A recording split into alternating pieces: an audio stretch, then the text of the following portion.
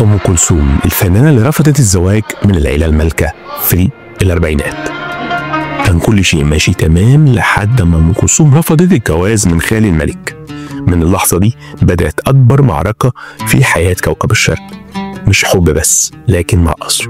في سنة 1946 جريدة أخبار اليوم انفجرت بعنوان على الصفحة الأولى: زواج العصر، أم كلثوم والموسيقار محمود الشريف.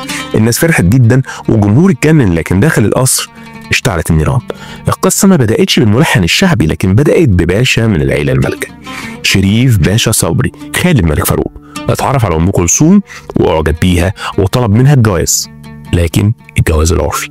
أم كلثوم ردت قالت له: يا باشا أنا ست بسيطة بس مش في السر، الجواز عندنا يكون جواز علني وشرعي. الكلمة دي وصلت للقصر ومعاها غضب الملك ما كانش متخيل ازاي ست مطربة ترفض خالد الملك. الرد ما اتأخرش، الناس اللي حوالين أم كلثوم بدأوا يبعدوا عنها، خايفين أو مرعوبين زي ما يكون رفضها للباشا وصمة عار هتغرق كل اللي يقف جنبها.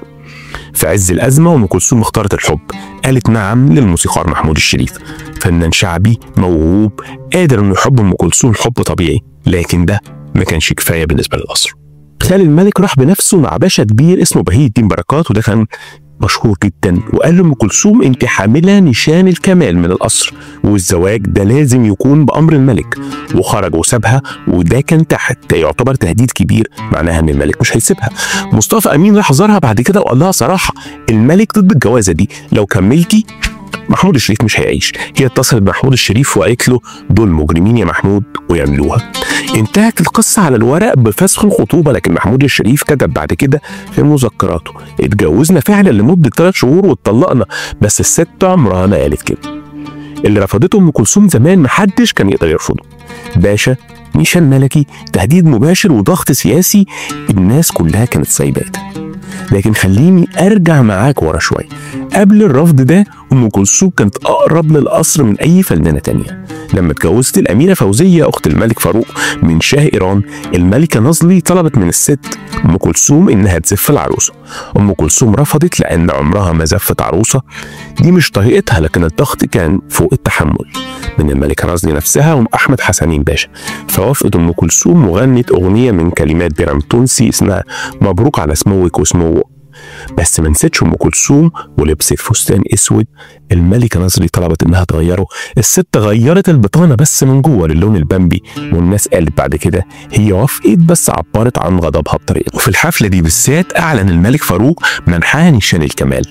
كان النيشان ده ما بيمنحش الا لاميرات العيله المالكه، بس الناس ما سكتتش، اميرات نفسهم اعترضوا على النيشان وتنازلوا عنه في الصحف لمجرد منحه لام كلثوم.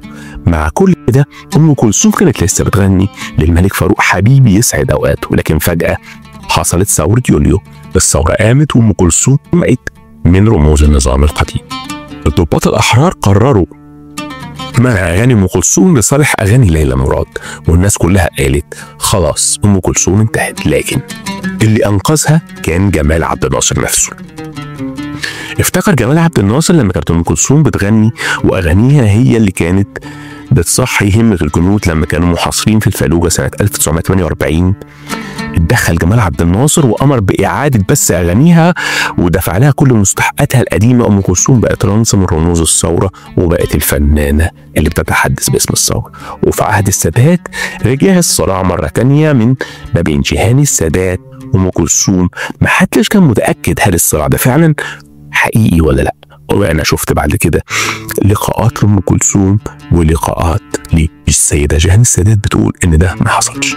ام كلثوم ما كانتش مجرد صوت، ام كلثوم كانت معركة حياة كاملة. رفضت الانصياع للسلطة واعتمدت على جماهيريتها، قابلت مشاكل كتير. يا ترى هل عندنا فنان دلوقتي قادر ان هو يعمل كده؟